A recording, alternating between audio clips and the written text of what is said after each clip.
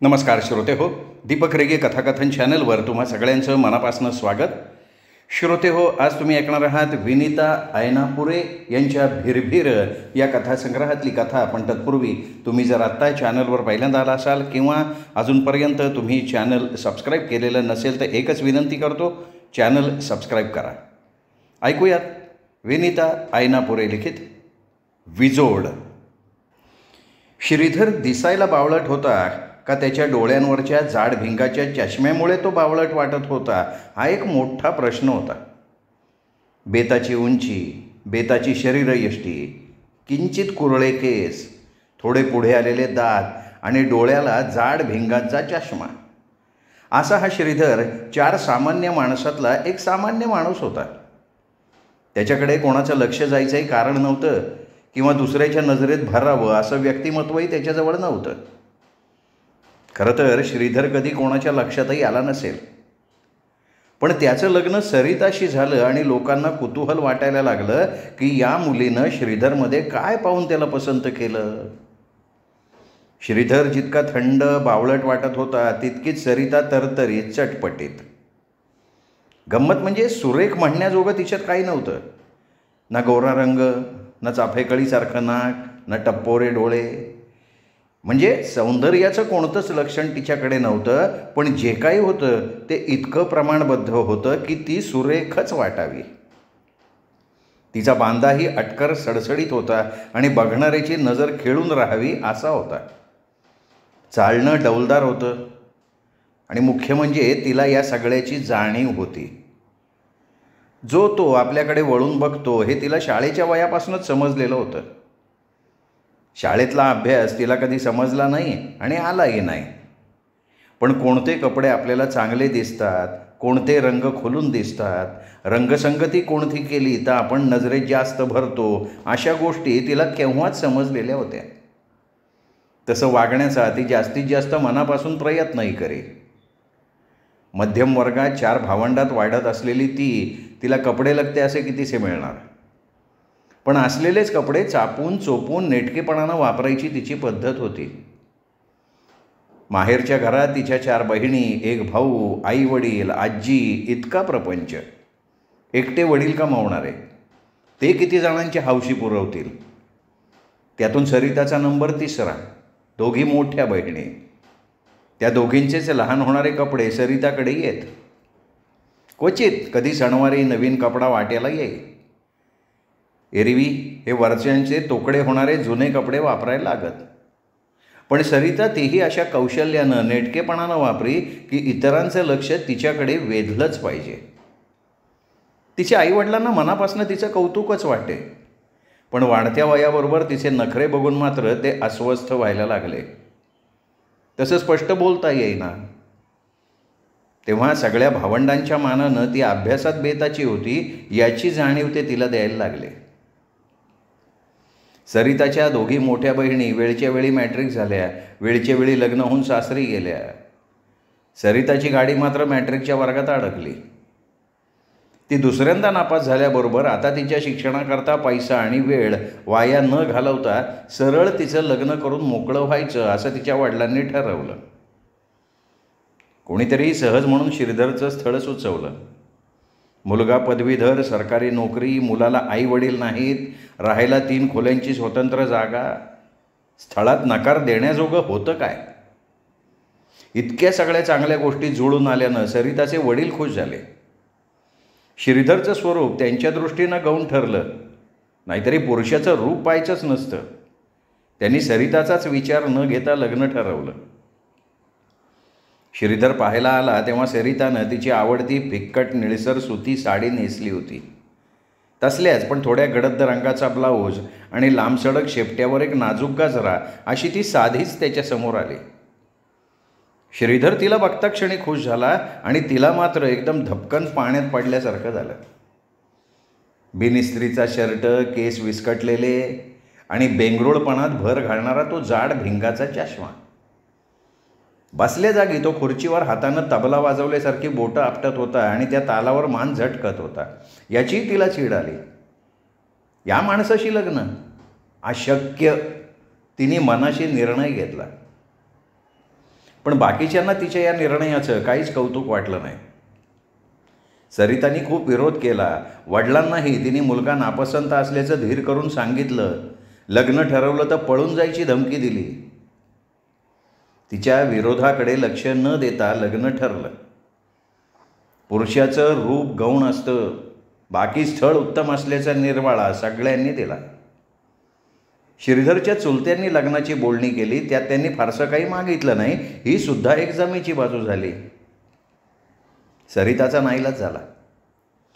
एक दिवस श्रीधर अचानकच सरिताच्या घरी आला. अंगात साधा ढगळा बिनइस्त्रीचा निळा शर्ट, तपकिरी पॅन्ट, पायात साध्या चपला, अशा अवतारात त्याला बघितलं आणि सरिता झटकन आत निघून गेली. शी, कसला हा माणूस, इतकं गबाळेपण. साधे इस्त्रीचे कपडेसुद्धा या माणसाला वापरता येत नाहीत. निळा शर्ट आणि चॉकलेटी पॅन्ट, हे दोन्ही रंग जमतात का असा विचारही त्याच्या मनात येत नाही. कसा जन्म काढायचा या असल्या माणसाबरोबर. ती मनाशी चरफडत राहिली. तिच्या मनातल्या उलघालीची बाहेर श्रीधरला कशी कल्पना असणार. तो आपला खुर्चीवर बोटाने ठेका धरत मानेला झटके देत बसला होता. आपल्याला बघून सरिता लाजली अशा गोड विचारानं तो गाण्याची ओळही गुणगुणत होता. सरिताच्या वडिलांना मात्र जावई स्वतःहून घरी आल्याचा खूप आनंद झाला. त्यांनी त्याचं स्वागत केलं. काय आज असं अचानक कसं काय येणं झालं. त्यांनी श्रीधरला आदमीने विचारलं. मी एक विनंती करायला आलोय, करू का. श्रीधरनी अगदी हळू आवाजात मंदपणे विचारलं. अहो, विनंती काय करताय श्रीधर पंत, अहो सांगा ना तुम्ही. सरिताचे वडील संकोचानं म्हणाले. जावई माणूस, त्यांनी आज्ञा करायची, आम्ही ती झेलायची, तर हा म्हणतोय विनंती करू का. किती नम्र आहे हा माणूस. त्यांचं मन जावयाच्या कौतुकानं भरून आलं. त्यांना माझ्याबरोबर बाहेर पाठवता का. भीतभीत त्याच मंद स्वरात श्रीधरनं विचारलं. त्यांना. सरिताच्या वडिलांचा हा प्रश्न ऐकून श्रीधर चक्क लाजला. पण त्यांच्याच डोक्यात एकदम प्रकाश पडला. हां, सरिताला होय, आत्याच्या एवढंच ना, घेऊन जा. एकदम मोकळं हसत सरिताच्या वडिलांनी सांगितलं. नाही म्हटलं तरी जावयाची विनंती काय असणार याचं ओझं त्यांच्या मनावर होतंच. इतकी साधी गोष्ट जावई मागतोय म्हटल्यावर ते एकदम मोकळे झाले. त्यांनी मोठ्यांदा हाक मारली, सरिता. सरिता शहारली. दोघांचं बोलणं ते आतून ऐकत होती. ही वेळ कधीतरी येणार हे ती जाणून होती, पण प्रत्यक्षात इतक्या लवकर येईल असं तिला वाटलं नव्हतं. या असल्या मेंगलट्ट माणसाबरोबर फिरायला जायचं. काय हे यांचं हळूहळू गाणं म्हटल्यासारखं बोलणं, उगाच तबल्याचा ठेका धरणं आणि हा सगळा गबाळ ग्रंथी कारभार.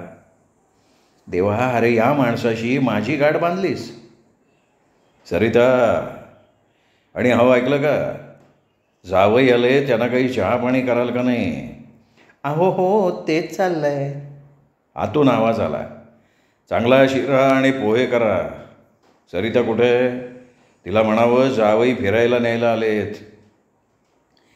फिरायला नाही बरं का, खरेदीला. पुन्हा त्याच हळूवारपणे श्रीधरनं सांगितलं. हां, खरेदीला जायचं आहे म्हणे. सरिताला म्हणावं आटप चटकन. मोठ्या नाईलाजानं सरितानं स्वतःचं सगळं आवरलं आणि ती शिरा पोह्यांचा ट्रे हातात घेऊनच बाहेर आली. तिला बघून श्रीधर खुश झाला, हसला. त्याचे जाड भिंगाच्या चष्म्याआडचे डोळे लुकलुकले, पण सरिता गप्प होती. श्रीधरच्या चेहऱ्यावरचं हसू मावळलं आणि त्याची जागा सूक्ष्म आढीनं घेतली आणि तीही लगेच दिसेनाशी झाली. दोघेही बाहेर पडली.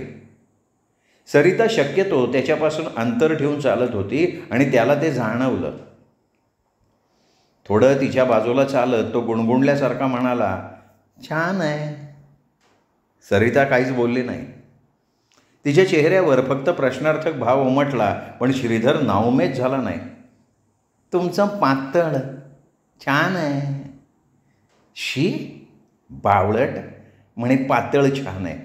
पातळ काय, साडी नाही म्हणता येत. सरिता मनाशी चरफडत श्रीधरच्या बरोबर पावलं टाकत राहिली. खरेदीच्या आधी तुम्ही देवळात येता का? तुम्ही? जिच्याशी लग्न ठरलंय तिला तुम्ही म्हणता? काय रे हे रामा, हा माणूस आहे. देऊळ जवळच होतं. त्याचं देवाला मनापासून नमस्कार करणं, स्तोत्र म्हणणं, 3-3दा स्वतःच्या तोंडात मारून घेणं, कपाळाला अंगारा लावणं आणि कितीतरी वेळ प्रदक्षिणा घालणं. सरिताच्या नजरेला तो अधिकच बावळट वाटला.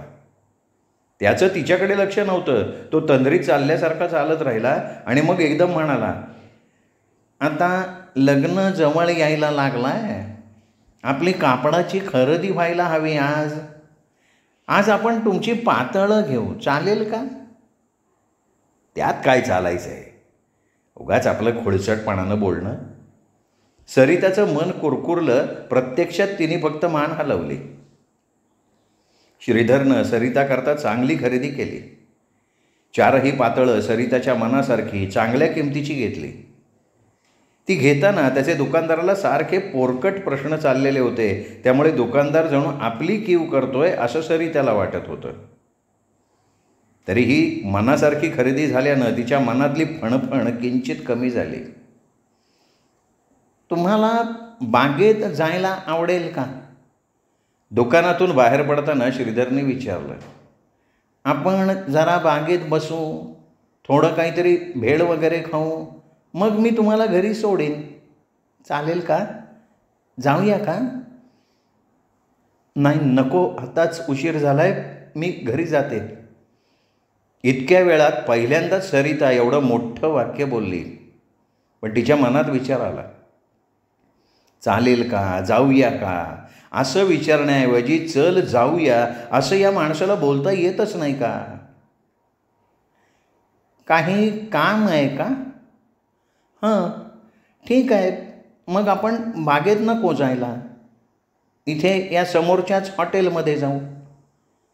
सरिताला काही बोलता येईना. ती मुकाट्यानं त्याच्या पाठोपाठ हॉटेलात गेली. पातळं आवडली का? हां, यापेक्षा किमती घ्यायला हवी होती का? नाही. हिला हो नाहीच्यापेक्षा वेगळं बोलताच येत नाही का? काय बोलावं म्हणजे ही बोलती होईल? श्रीधरला तेच कळेना. तो बराच वेळ गप्प राहिला. सरिता खाली मान घालून वडा सांबार खात राहिली. तुम्हाला कविता आवडतात का? सरिताच्या हातातला वडाच खाली पाडला. कविता? हो, कविता आवडतात. मला खूप आवडतात आणि मी स्वतःसुद्धा कविता लिहितो बरं का. 2 वेळा मला बक्षिसंसुद्धा मिळाली आहेत.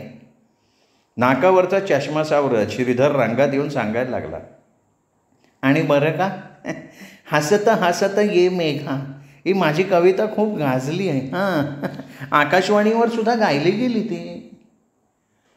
थोडंफार उमलू बघणारं सरिताचं मन पुन्हा कोमेजलं. आता हा इथे हॉटेलात कविता वाचून किंवा गाऊन दाखवतोय का काय? आपण निघूयात का? तिने श्रीधरचं बोलणं फटकन थांबवत विचारलं. हो हो, तुम्हाला उशीर होतोय ना, निघूया. पण तुम्ही ग्रेस वाचलात का? कोण? तिच्या प्रश्नावरनं तिला ग्रेस कोण हेही कळलेलं नाही आहे हे श्रीधरच्या लक्षात आलं. पण तो नावमेद झाला नाही. ग्रेस कवीचं नाव ठाऊक नाही तुम्हाला? त्याचं नाव किती मोठं आहे. बरं असू दे, तुम्हाला कोणते कवी ठाऊक आहेत? नवे? हां, नवे. निघूयात ना? हो हो हो. श्रीधरच्या चेहऱ्यावर सूक्ष्मशी आठी आली. लगेच नाहीशी सुद्धा झाली. मी घरी सोडायला येऊ का? नाही, नको नको, मी जाईन की एकटी, सरितानं घाईघाईत सांगितलं. पण ते बरं दिसेल का? त्यात काय बरं दिसायचं आहे, मी जाते. सरिता एकदम सुटल्यासारखी बोलली. बरं, सांभाळून जा. सरितानं घाईघाईनं रस्ता ओलांडला आणि श्रीधरकडे वळूनही न बघता ती चालत राहिली. सरिताच्या या वागण्यानं श्रीधर मनातनं चिडला होता. या मुलीला साधे व्यवहार पाळता येत नाहीत, नीट वागता येत नाही. ही काय समजते काय स्वतःला? मी हिला मागणी घालायला गेलो होतो का हिच्या दारात? का वडिलांनी हिच्यावर जबरदस्ती केली आहे? काय शिष्टपणा, किती अरसी. म्हणे कोण ग्रेस. बरं, समजवायला जावं तर निघूया. मूर्ख. असं वाटलं की दोन थोबाडीत. हां, वाटेल ते विचार मनात येऊ द्यायचे नाहीत. बायकोच्या थोबाडीत. आत्ता तर लग्न ठरलंय, अजून व्हायचंय, जन्म जायचंय तिच्याबरोबर. नसेल तिला काही ठाऊक, समजावून तर घ्यायला हवं. सुधरेल हळूहळू. लगेच थोबाडीत देण्याची भाषा. मग आईला मारणारे तात्या आणि मी यात फरक काय राहिला? ओ अतिशहाणे, रस्त्यात काय उभे राहिले? काय मारायचं आहे काय? एका रिक्षावाल्यानं श्रीधरला हटकलं तसा श्रीधर भानावर आला. त्यांनी स्वतःच्या मनातल्या भावनांना आवर घातला. लग्न झालं. लग्नात श्रीधरची माणसं होतीच कोण? त्याला आईवडील नव्हते, सख्खं भावंड नव्हतं. चुलता चुलती, त्यांची 4 मुलं, आजोळची 4 माणसं, थोडी जवळपासची माणसं, थोडी ऑफिसची. रुसवे फुगवे, मानपान, देणीघेणी हे फार नव्हतंच. सगळं शांतपणानं चाललं होतं. तरीही आपलं लग्न झालं या विचारानं श्रीधर खुल्ला होता.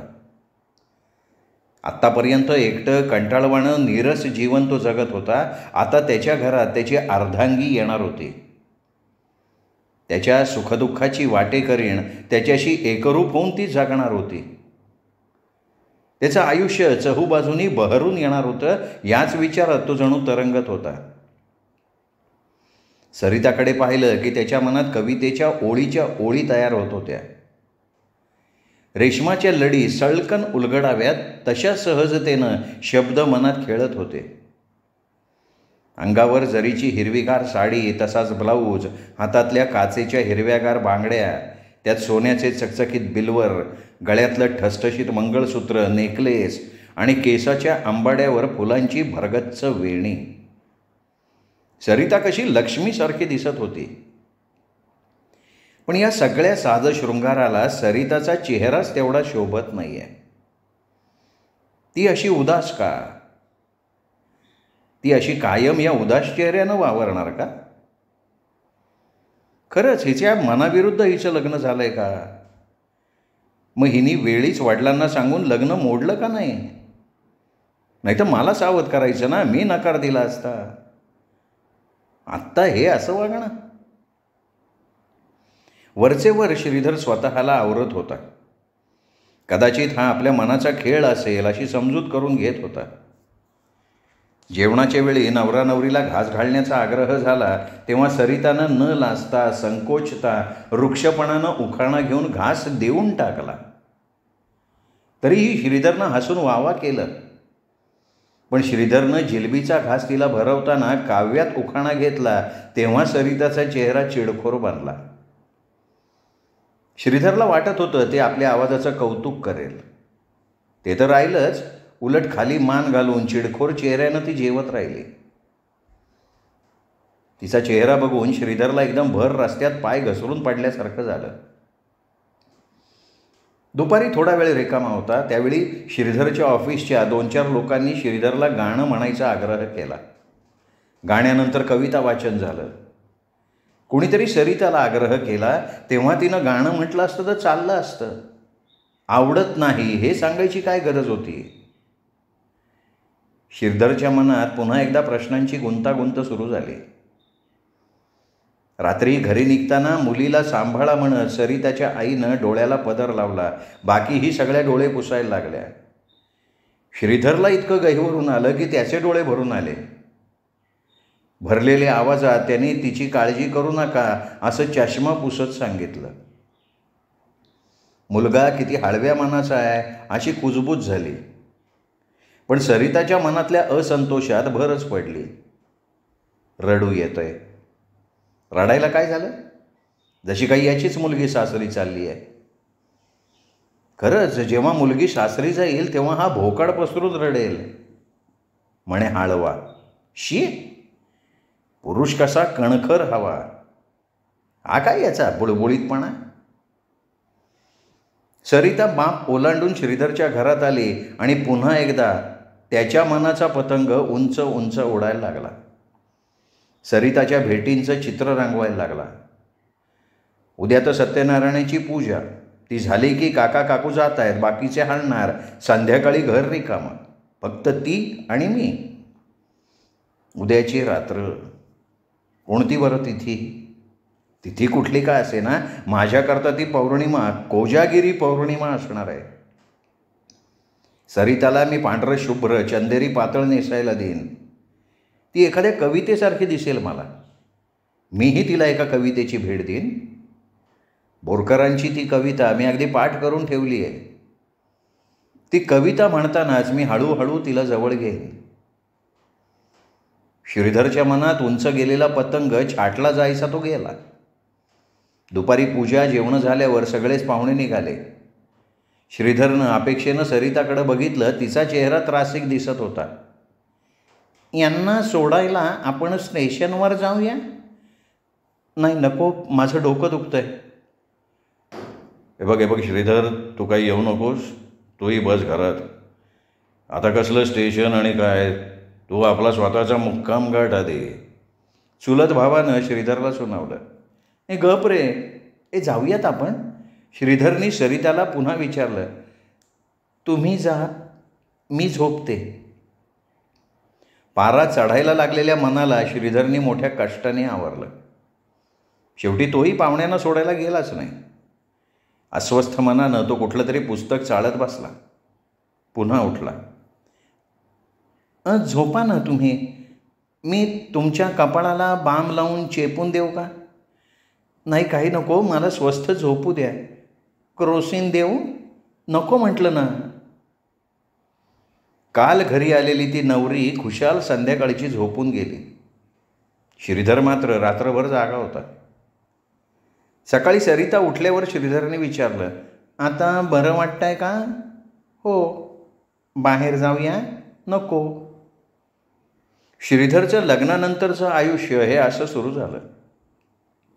झाल्या गेल्या गोष्टी विसरून श्रीधर नव्या उत्साहानं कुठल्याही गोष्टीचं स्वागत करायला धडपडे आणि निरुत्साहानं वागून सरिता त्याच्या उत्साहावर पाणी टाके. त्याचा रसिकपणा तिला आचरटपणा वाटे आणि त्याचं साधं सौम्य वागणं ते तिला बावलट्टपणाचं वाटे. श्रीधरच्या ऑफिसचे लोक त्याला इतकी चांगली बायको मिळाल्याबद्दल त्याची वरवर स्तुती करत, पण मनातनं त्याचा हेवा करत. चेष्टा मस्करी केली की श्रीधर वरवर हसे आणि मनात खिन्न होई. संसार सुरू व्हायचा तो झाला, पण सरिता प्रसन्न नाही आहे हे त्याला जाणवत होतं. सरिता आणि श्रीधरचं आयुष्य म्हणजे दोन वेगळे स्वतंत्र कोश बनले. दोघं एकत्र राहत होती, एकत्र जगत होती, पण त्यात एकजीवपणा नव्हता. आई वडील नसलेल्या श्रीधरच्या आयुष्याला सरिताच्या आगमनानं एक वेगळाच अर्थ यायला हवा होता. त्याची सहचरी घरात वावरत होती, सुग्रासान्न त्याच्या पोटात पडत होतं, घर नीटनेटकं झुळझुळीत दिसायला लागलं होतं. पण या सगळ्याला कारण असलेली सरिता त्याच्या घरात सतत रुष्ट होती, अप्रसन्न होती आणि हे श्रीधरला सतत जाणवत होतं. आपल्याकडून तिला जितकं जपता येईल, आनंद देता येईल तितका देण्याचा तो प्रयत्न करी. कटुत्व येऊ नये या दृष्टीनं वागे, तरीही सरितामध्ये काहीही फरक नाही. कधी कधी त्याला वाटे तिला विचारावं तरी याचं कारण. तिच्या मनात दुसरा कोणी तरुण होता का ती अशी वागते? अगदी गदा गदा हलवून तिला विचारलं. ती नाही बोलली तर तिला बडवून काढावं. पण लगेच त्याला तात्या आणि आईचं आयुष्य आठवे. तात्यांचं आईला उभं आडवं मारणं, नका हो मारू हा आईचा आक्रोश. श्रीधर लगेच स्वतःला सावरी. छे, आईनं जे भोगलं ते माझ्यामुळे सरिताच्या वाट्याला येता कामा नये. ही वेळ मी माझ्या संसारात येऊ देणार नाही. सरिता कशीही वागली तरी मी तिला सांभाळून घेईन. माझ्या सहवासात हळूहळू ती खुलेल, त्याकरता मी वाटेल तितका वेळ लागला तरी वाट पाहीन. आणि या विचारानं तो सरिताशी वागताना अधिकच हळूवार होई. हे तुला जमेल का? हे तुला आवडेल का? अमुक एक करशील का, असं अगदी हळुवारपणे विचारी. जबरदस्ती करणं तर दूरच. आणि सरिताला नेमका याच गोष्टीचा संताप येई. हे काय वागणं आहे, असलं कसलं बोलणं आहे, हे करशील का, हा काय प्रश्न आहे? हे कर असं ठणकावून सांगायला काय होतं यांना? सदोदित कसली इतकी गुळमुळीत भाषा. शी, स्पर्शही तसाच. करू का नको, करू का नको असा विचार करणारा तो स्पर्श. इतका बुळबुळीत माणूस माझ्याच वाट्याला का आला? कुठे मुळी कणखरपणा, पुरुषीपणा नाहीच. घर कसं पुरुषाच्या आडदांड वागण्यानं, मोठ्यांदा बोलण्यानं दणाणून गेलं पाहिजे. जागोजागी त्याच्या ओबडधोबड मोकळ्या वागण्याच्या खुणा दिसल्या पाहिजेत. वेळप्रसंगी त्यांनी मला रागवलं पाहिजे, ओरडलं पाहिजे. ते तर काय नाहीच. नुसतंच गुणगुणल्यासारखं गुळगुळीत बोलणं, त्यात कविता करणं. माझा संसार म्हणजे नुसती भेंडीची भाजी झाली आहे. दोघेही जण आपापल्या कोशात स्वतःला कोंडून घेऊन संसार करत होते. एका रविवारी श्रीधर वर्तमानपत्र वाचत आरामात बसला होता. तेवढ्यात दाराची बेल वाजली. सरिता आंघोळीला गेली होती म्हणून श्रीधरने दार उघडलं. या या या, आपण कोण? नाकावरचा चष्मा सावरत दारापासून दूर होत श्रीधरनं विचारलं. मी सुपेकर, मी माधव सुपेकर, तुमच्या शेजारच्या ब्लॉकमध्ये राहायला आलो आहे. म्हटलं आधी शेजाऱ्यांची ओळख करून घ्यावी. निंदकाचे घर असावे शेजारी. स्वतःच्या विनोदावर खुश होऊन मोठमोठ्यानं हसत श्रीधर म्हणाला. माधव सुपेकर हसला. छान छान छान, काय करता आपण? मी BSc आहे. आणि अहो, उभ्यानं का बोलताय दोघंही? बसा तरी, मग बोला. सरिताचा आवाज आला म्हणून दोघांनीही वळून बघितलं. सरिता आंघोळ करून बाहेर आली होती. कोणत्या साबणानं ती न्हायली होती कुणास ठाऊक, पण सबंध खोलीत एक सुगंध भरून राहिला होता. सरिता ताजीतवानी रसरशीत दिसत होती. तिचं श्रीधरकडे लक्षच नव्हतं. आलेल्या तरुणाकडे ती एकटक बघत होती. आजपर्यंत कधी न दिसलेला एक वेगळाच हसरा भाव तिच्या नजरेत फुलला होता. श्रीधरची नजर चटकन स्वतःकडे गेली. त्या काळ्या सावळ्या पण दणदणीत शरीराच्या तरुणापुढे आपण कसे तरीच दिसतो असं त्याला वाटलं आणि तो गडबडून गेला. चहा घेऊन माधव सुपेकर निघून गेला आणि मग सरिता दिवसभर त्याच्याबद्दल बोलत राहिली. कधी नव्हे इतक्या उत्साहानं ती श्रीधरशी बोलली. श्रीधरला तिच्या उत्साहाचं कारण नेमकं समजेना. तरीही काही का होईना ही आनंदात बोलतीये याचा त्याला आनंद वाटला. या त्याच्या आनंदाला तडे जायला वेळ नाही लागला.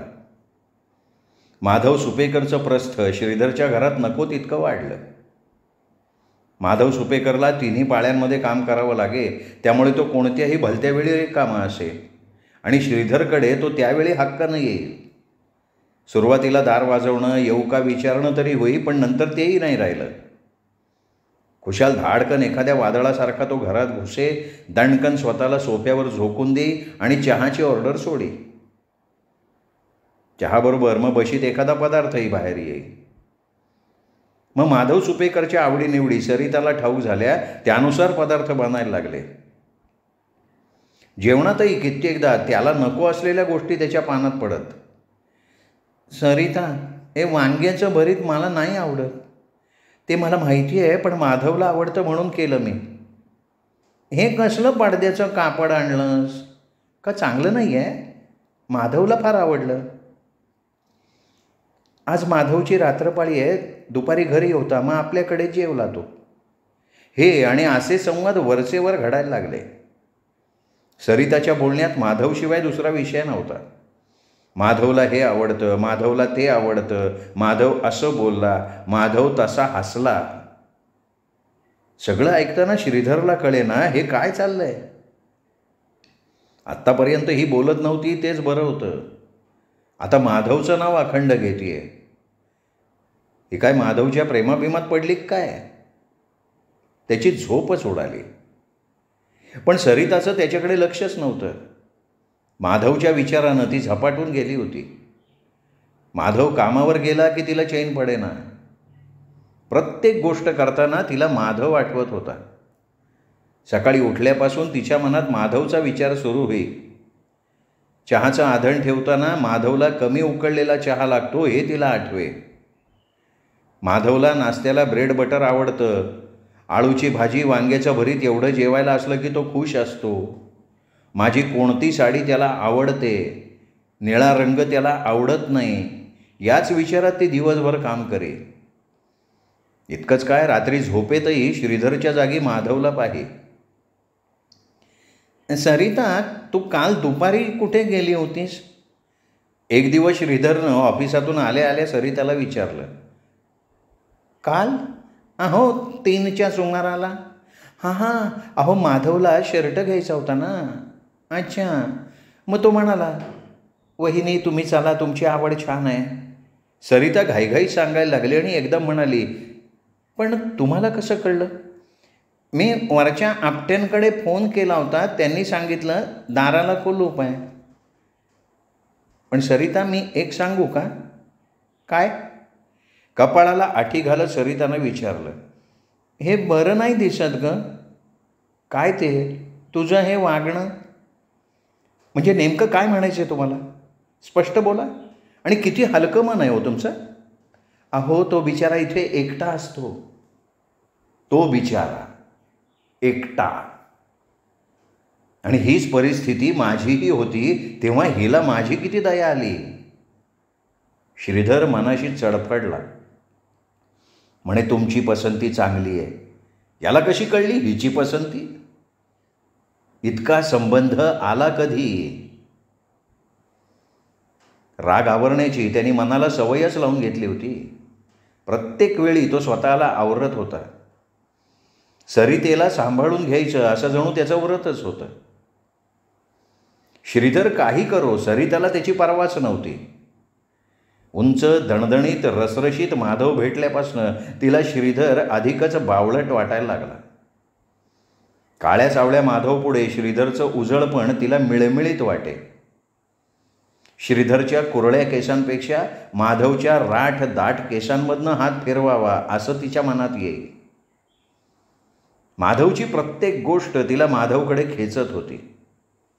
माधवचं बोलणं, वागणं, हसणं तिला मोहवत होतं आणि तितक्याच प्रमाणात श्रीधरचा तिला तिटकारा वाटायला लागला होता. सामान्य माधव तिच्या दृष्टीत असामान्य ठरला. परमेश्वरानं आपली गाठ श्रीधरऐवजी माधवशी का नाही बांधली या विचारानं ती सैरभैर होईल. मला घरात करमत नाही हो, सरितानं एक दिवस श्रीधरला सांगितलं. श्रीधरला तिच्या बोलण्याचं नवल वाटलं आणि ती स्वतःहून बोलली याचा आनंदही वाटला. तरीही तिच्या बोलण्यात काहीतरी वेगळा हेतू आहे असं सुद्धा त्याला जाणवलं. काय झालं न करमायला? माझा वेळ नाही जात, मी नोकरी करू का? आता नोकऱ्या अशा सहजासहजी मिळतात का? अहो न मिळायला काय झालं? माधव म्हणाला मी देतो तुला नोकरी. असं? मग कर. सरिता क्षणभर थांबली आणि म्हणाली, नाहीतर मी कसला तरी उद्योग सुरू करू का? का? माधव तुला नोकरी देणार आहे ना, आणि कसला उद्योग जमणार आहे तुला? लग्नाच्या आधी मी पिशव्या शिवत होते, तेच चालू केलं तर? कसल्या पिशव्या? ते छत्रीचं नायलॉनचं कापड असतं ना, त्याच्या वेगवेगळ्या डिझाईन्सच्या. तुला येत असेल तर बघ. मला थोडे पैसे लागतील, देतो. श्रीधरनं परवानगी द्यायचा अवकाश की सरितानं पिशव्या शिवण्याचा धडाका लावला. घरात शिवणाचं मशीन नव्हतं म्हणून ती पलीकडच्या चाळीत एका ठिकाणी भाड्यानं मशीन घेऊन शिवायला लागली. एवढा मोठा ढीग तयार झाला. हळूहळू चामड्याच्या पर्ससुद्धा बनायला लागल्या. अगं एवढं सगळं सामान आणतेस कुठून? माधव देतो आणून. आणि या पिशव्यांना गिऱ्हाईक? माधव देतो ना. असं म्हणजे हे सगळं डोकं त्या माधवचं येतं. या निमित्तानं दोघांना एकत्र येण्याची, हिंडण्या फिरण्याची चांगलीच संधी मिळाली आहे. बरेचदा ऑफिसातून अचानक घरी लवकर येऊन अचानक वरती आपट्यांकडे फोन करून श्रीधरनं खात्री करून घेतली की सरिता माधव सुपेकरबरोबर राजरोसपणे हिंडते. आता फक्त हिंडते का आणखीन काही? यांची मजल तरी कुठवर गेली आहे? आणि मी सहन करायचं हे का? पण पुन्हा एकदा त्यांनी मनाला बजावलं, संतापून वाटेल तसं हातून घडू द्यायचं नाही, आपण तात्या व्हायचं नाही. मग त्यांनी पुन्हा एकदा सरिताला समजावण्याचा प्रयत्न केला, पण सरिता त्याच्यासमोर थांबली सुद्धा नाही. उलट ती खुशीत मनाशी हसली. श्रीधरला काय करावं ते कळेना. त्यांनी स्वतः माधवला सरिताला एकत्र पाहिलं नव्हतं, पण आजूबाजूचे ऑफिसमधले लोक त्याच्या कानावर बातम्या घालत होते. सुरुवातीला आडून आणि आता तोंडावरच त्या दोघांबाबत प्रश्न विचारत होते आणि सरिताचं हसून त्याच्या बोलण्याकडे दुर्लक्ष करणं. श्रीधर बावचळल्यासारखा झाला. सरिताचा धंदा खूपच वाढला. तऱ्हेतऱ्हेच्या पिशव्या, बॅगा, पर्स ती बनवायला लागली. गिऱ्हाईकही चांगलं मिळायला लागलं. सरिताच्या हातात पैसा खेळायला लागला. त्याचबरोबर तिच्या राहणीतही बदल झाला. मुळातच तिला नीटनेटकं राहण्याची, स्वतःचं सौंदर्य खुलवण्याची जाण होतीच. आता तर स्वतःच्या कमाईचा पैसा. तरतरेच्या साड्या, त्याच्या रंगसंगतीनं ब्लाऊज काय, रुमाल काय, चपला काय, कर्णभूषणंसुद्धा यायला लागली. लिपस्टिक, नेल पॉलिश, हेअरस्टाईल सगळ्या तऱ्हांनी सरिता आपलं रूप खुलवत होती. गिऱ्हाईकांसाठी तिने लाडीक बोलण्याची, हसण्याची सवय लावून घेतली होती. आपल्या बायकोत झपाट्यानं होणारा बदल श्रीधरला भोवळ आणत होता. त्याला या आयुष्याची अपेक्षाच नव्हती. लहानपणापासून एकाकी जीवन जगल्यानं त्याच्या डोळ्यासमोर संसाराची चित्र काही निराळीच होती. घरात बायको असावी, मी दिलेल्या पैशात तिने नेटकंपणानं हौसेनं संसार करावा, आपली 2-3 मुलं असावी. 2 मुलं, 1 मुलगी, बास. त्या मुलांच्या कौतुकात आपलं जीवन शांतपणे आनंदानं जगावं. मी केलेल्या कविता फावल्या वेळात तिला वाचून गाऊन दाखवाव्यात, तिनं कौतुकानं त्या ऐकाव्यात, इतकं साधं सुधं जीवन त्याला हवं होतं. प्रत्यक्षात मात्र घरात बायको येऊनही श्रीधरला यातलं काहीच मिळालं नव्हतं. सरिताचं त्याच्याकडे दुर्लक्ष आणि माधवकडे ओढ या दोन्ही गोष्टी त्याला चीड आणत होत्या. पण काय वाटेल ते झालं तरी चिडायचं नाही हा त्याचा निश्चय होता. तो स्वतःला सावरण्याचा प्रयत्न करेल. आपल्या गावात पिशव्यांकरता लागणाऱ्या गोष्टी महाग पडतात, त्या मानानं मुंबईला कितीतरी स्वस्त दरात मिळतात हा शोध सरिताला लागला. तिच्या मुंबईच्या फेऱ्या सुरू झाल्या, बरोबर अर्थातच माधव. खरं तर श्रीधर रोज मुंबईला जात होता, पण तो ऑफिसच्या वेळात कसं काय जाणार? माधवची रात्रपाळी दिवसपाळी त्या मानानं कितीतरी उपयुक्त ठरली. केव्हाही उठून दोघं खुशाल निघून जात. सरिता, लोक तुझ्याबद्दल वाटेल ते बोलतात गं. का? लोक म्हणतात तू रोज माधवबरोबर मुंबईला जातेस. खरं तर श्रीधरला म्हणायचं होतं तू त्याच्याबरोबर हातात हात घालून भटकतेस, पण त्याच्या स्वभावाला धरून ते झालं नसतं. मी माधवबरोबर मुंबईला गेले किंवा नाही यात लोकांचा कुठे संबंध येतोय? मला मुंबईची माहिती नाही आहे म्हणून तो बिचारा आला माझ्याबरोबर, तर लोकांचं काय जातं आहे? अगं पण आता इतक्या वेळा जाऊनही माहिती झाली नाही का मुंबई? एकटीने जायला काय हरकत आहे? छे हो, मला एकट्याला हिंडायची भीती वाटते. केवढी मोठी ती मुंबई, लगेच कशी काय बाई सगळं ठाऊक होणार? अगं मग मला सांग ना, मी तुझ्याबरोबर रजा घेऊन येत जाईन, पण तू त्या माधवबरोबर नको ना जाऊ. बरं झालं. जेवढ्या शांतपणे समजावता येईल तेवढ्या तऱ्हेनं श्रीधरनं सरिताला समजावलं. खरं तर आतून त्याचं रक्त तापत होतं, पण तो शांत राहण्याचा प्रयत्न करत होता. समजावण्याचा उपयोग शून्य होणार हे कळूनही सरिताचं वागणं बदलतंय का हे जाणून घ्यायला तो उत्सुक होता, पण कळणार कसं? हल्ली सरिता तो ऑफिसला गेला की निघे आणि तो परत यायच्या आधी घरी हजर होई. दृष्टीआड ते सृष्टीआड असा विचार करून श्रीधर गप्प राहिला. निदान आपण घरी आल्यावर बायको घरात असते, चहा पाणी देते, पुष्कळ झालं, डोक्याला जास्त ताप नको असा विचार करत श्रीधर मनाचं समाधान करून घेईल. त्याचं हे समाधान फार काळ टिकलं नाही. एक दिवस नेहमीप्रमाणे तो संध्याकाळी घरी आला. घराला कुलूप होतं. सरिता कुठे गेली वगैरे चौकशा शेजारी पाजारी करण्यातही अर्थ नव्हता, कारण उत्तराऐवजी त्यांचं कुत्सित हसू मात्र मिळालं असतं. येईल एवढ्यात असं मनाशी म्हणत श्रीधरनं स्वतःचा चहा स्वतःच करून घेतला. थोडा वेळ वर्तमानपत्र वाचवण्यात घालवला आणि मग टी व्ही सुरू केला. मराठी कार्यक्रम संपले म्हणजे 8:30 वाजले. अजून सरिताचा पत्ता नाही. कुठे गेली आहे ही? मुंबईला इतक्या उशिरा हिला कसलं सामान घ्यायचं आहे? का चुकली ही? पण चुकेल कशी? तो म्हसोबा तिच्याबरोबर आहे की. पण हे काय हिचं वागणं झालं का? चांगल्या घरातल्या बाईला हे शोभतं?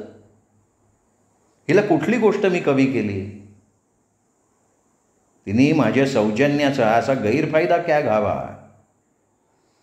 अजून हिची मजल कुठपर्यंत जाणार आहे? मुळात ती कुठपर्यंत पोचली आहे? एकेका प्रश्नाबरोबर श्रीधरच्या मनात संतापाचे डोंगर निर्माण होत होते. टीव्हीच्या कार्यक्रमात मन लागेना, वाचून सुचेना. तेव्हा त्यांनी दोन्ही दिवे बंद केले आणि तो बाल्कनीत खुर्ची टाकून बसला. डोळे मिटून घेतले. थोडा वेळ झोप लागली तर बरं असं त्याला वाटलं, पण तसं काही होईना. त्याच्या मिटल्या डोळ्यांपुढे त्याचं लहानपण साकारत होतं. त्यात सुखाचा लवलेशही नव्हता. होतं ते फक्त आईला गुरासारखे बडवणारे तात्या आणि मार खाणारी आई. अक्षरशः गुर्रासारखे ते तिला बडवत, उभी आडवी करत. आई तोंडानं नका हो मारू असा आरडाओरडा करी. तात्यांची तोंडानं शिवीगाळ चाले आणि हाताने मारहाण. 2-4 दिवस बरे जात की पुन्हा तोच धिंगाणा. जीव मुठीत धरून कुठेतरी कोपऱ्यात उभा राहून छोटा श्रीधर हे बघे.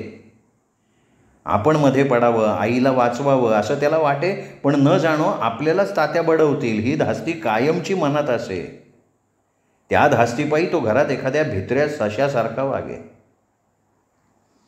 एक दिवस यापेक्षा वेगळा उगवला.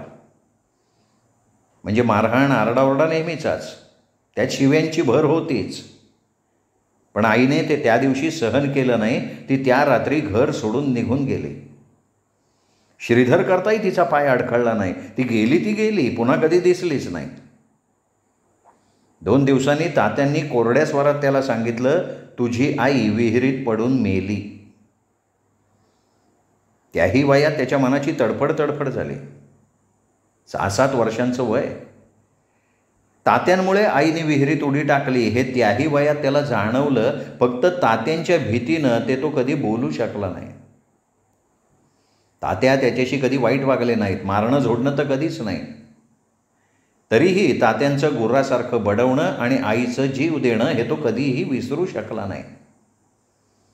हा तात्यांचा आक्रस्ताळेपणा होता असं त्याला अजूनही प्रामाणिकपणे वाटत होतं. आणि जसं वय वाढायला लागलं तसं त्यांनी ठरवलं की हा आक्रस्ताळेपणा आपल्यात येऊ द्यायचा नाही. नवे संतापायचंच नाही.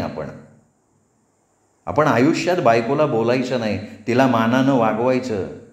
कदाचित तिचं वागणं चुकलं तरी मी तिच्याशी चांगलं वागेन, तिला चांगलं वागायला शिकवेन. लहानपणापासून आजवर हा विचार त्यांनी मनात जपला आणि त्यासाठी तर तो सरिताशी इतक्या मऊपणे वागत होता. पण त्याच त्याच्या वागण्याला सरिता मात्र बुळेपणा, गुळगुळीतपणा, भेंडीची भाजी असं म्हणून त्याची हेटाळणी करत होती. आणि ही संतापजनक गोष्टही तो मनावर ताबा ठेवून सहन करत होता. पण तात्या तरी आईवर इतके का संतापत असतील? ती अशी काही संतापजनक वागत होती का? श्रीधर ताठ झाला. आईचं वागणं कदाचित असंही असेल की आज सरिता वागते ना तशी आईसुद्धा. काय सांगावं? तसंच काहीतरी असल्याशिवाय एरवी शांत असलेले तात्या इतके तापून उठत असतील का? त्यांच्या पौरुषत्वाला डिवचण्याजोगं आई वागत असेल का? त्यांना आईचं वागणं संशयास्पद वाटलं असेल का? एकेका प्रश्नासरशी श्रीधर अधिकाधिक दचकत होता. आईचं वागणं असं कसं असेल? असं म्हणताना त्याच्या मनातल्या एका कोपऱ्यातनं एका आठवणीनं फणा काढला. गोविंदराव कुलकर्णी हे तात्यांचे मित्र नेहमी घरी येत. एकदा तात्यांनी बाहेरून आल्या आल्या कोणी आलं होतं का अशी चौकशी केली तेव्हा श्रीधर खेळत होता. तो धावत आला आणि तत्परतेनं म्हणाला, गोविंद मामा आले होते. गोविंद मामा? श्रीधरच्या अंगावर धावून जात तात्या ओरडले, त्या गोंद्याला मामा केलास तू, हलकट साला, खबरदार त्याला मामा म्हणशील तर. त्या दिवशी तात्यांनी त्या गोविंदराव कुलकर्ण्यांना इतक्या शिव्या दिल्या की दिवसभर शिव्यांचा नुसता पाऊस पडला. श्रीधरला त्यातल्या एका शब्दाचाही अर्थ कळला नाही. पण आता या क्षणाला त्याला जाणवलं की आज सरिता वागते त्याच तऱ्हेनं आई वागत होती. गोविंदराव कुलकर्ण्यांना शिव्या घालताना तात्या आईलाही शिव्या घालत होते. आणि आता श्रीधरला तीव्रतेनं वाटलं की असं जर खरंच असेल तर तात्यांचं वागणं साहजिक होतं, कारण तो तात्यांचा अपमान होता, एका पुरुषाचा हा अपमान होता. आपली बायको दुसऱ्याबरोबर संबंध ठेवते हे कुठलाही पुरुष सहनच करणार नाही. श्रीधर दचकला. कोणीही पुरुष सहन करणार नाही, मग मी का सहन करतोय हे?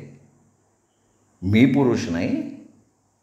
माझ्या देखत माझी बायको राजरोसपणे त्या म्हाद्याबरोबर फिरतेय हे मला का चालतं? का? दारावरची बेल वाजली. श्रीधर विचारातनं जागा झाला. त्यांनी घड्याळाकडे बघितलं. 12:30 वाजले होते. त्यांनी दार उघडलं. दारात सरिता आणि पाठीशी माधव.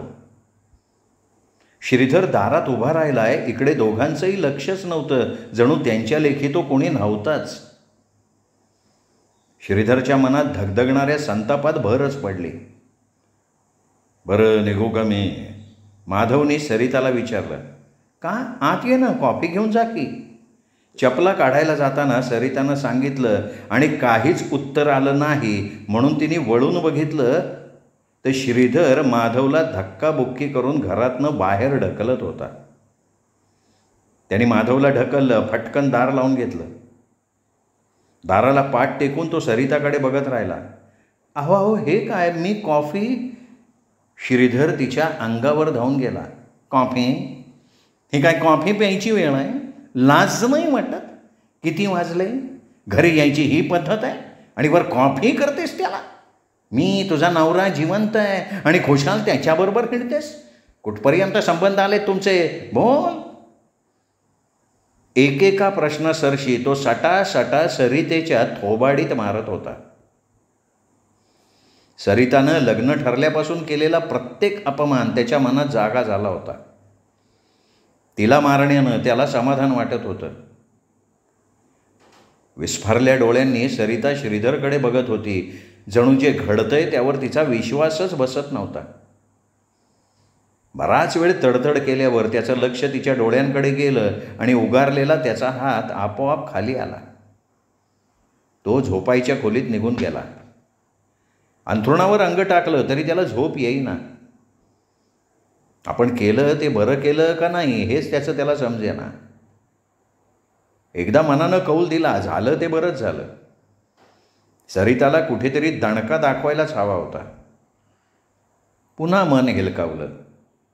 हे वागणं एखाद्या अडाणी माणसासारखं झालं. आई तात्या अशिक्षित, निदान अल्पशिक्षित होते, पण मी ग्रॅज्युएट आहे. उपयोग काय? काय फरक आहे आम्हा बापलेकांमध्ये? मी सरितेला इतक्या क्रूरतेनं वागवलं, तीही घर सोडून निघून गेली, तर मी काय करू? आई गेल्यावर तात्यांना मी होतो, मला कोण आहे? विचारांचा गुंता वाढायला लागला. झोप येणं अशक्यच होतं. उठावं, सरिताची समजूत घालावी, तिला जवळ घ्यावं, थोपटावं असं वाटायला लागलं. शरीर उठायला अधीर झालं, पण मन उठू देईना. केलंस ते बरं केलंस, एकदा तरी तुझा धाक बसलाच पाहिजे असं मन राहून राहून बजवायला लागलं. यातून निष्पन्न काय होणार? दार वाजलं, दिवा लागला. डोळ्यावरची हाताची घडी बाजूला करत श्रीधरनं बघितलं, सरिता आत आली होती. श्रीधर धडपडत उठला, डोळ्यावर चष्मा चढवला आणि धडधडत्या मनानं तो सरिताकडे बघायला लागला. तिच्या मनात नेमकं काय आहे? ती कशासाठी आली आहे? माझ्याशी भांडायला, क्षमा मागायला, का आणखीन काही? तिच्या चेहऱ्यावरून तर काहीच अंदाज येत नाही आहे, एवढं खरं. सरिताई त्याच्याकडे बघत होती. ती श्रीधरच्या जवळ आली आणि त्याच्या अंगावर पडत तिने त्याला घट्ट मिठी मारली. आगा आगा आगं, हे काय? सरिता त्याच्या छातीवर डोकं घुसळत राहिली. ही हिची नवी खेळी तर नाही आहे ना? सरिता, हां सरिता, रागावलीस? नाही हो, नाही रागवले. मारल्याबद्दल नाही रागवले मी. इतके दिवस असं का नाही वागलात तुम्ही, म्हणून मी रागवले. पहिल्यापासून असं का नाही वागणं जमलं हो तुम्हाला? हे करतेस का? हे चालेल का? बघ जमलं तर. ही भाषा का वापरली तुम्ही? का नाही कणखरपणानं वागला? तुमच्या बोळेपणाला मी कंटाळली होती हो. पण आज मला खरा नवरा भेटला, खरा पुरुष भेटला. आता डोळे विस्फारण्याची पाळी श्रीधरची होती. मारहाण करणारे वडील, रडणारी आई, सरळपणानं वागणारे आपण आणि त्याला बोळेपणा म्हणणारी बायको, यातलं खरं काय तेच त्याला कळत नव्हतं. त्याला एवढंच कळलं की लग्नानंतर खऱ्याखुऱ्या अर्थानं सरिता प्रथमच त्याला भेटत होती. श्रोते हो, दीपक रेगे कथाकथन चॅनलवर तुम्ही ऐकत होतात सौ विनिता ऐनापुरे लिखित विजोड ही कथा. ही कथा तुम्हाला नक्की आवडली असेल. कथेचा व्हिडिओ लाईक करा. कथा कशी वाटली हे कमेंट करून जरूर सांगा. ही कथा आपल्या मित्रपरिवारात, नातेवाईकात, सोशल मीडियावर शेअर करा. आणि माझ्या वतीनं तुमच्या सर्व मित्रपरिवाराला, नातेवाईकांना चॅनल सबस्क्राईब करण्याची विनंती करा. एवढीच विनंती करतो आणि थांबतो. धन्यवाद.